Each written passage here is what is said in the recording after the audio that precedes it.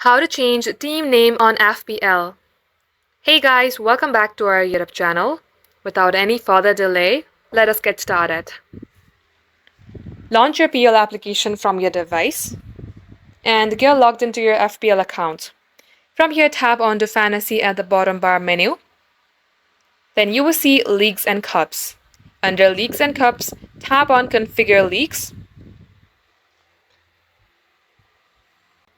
Then under Invitational Classic Leagues, you will see all the team leagues that you have created.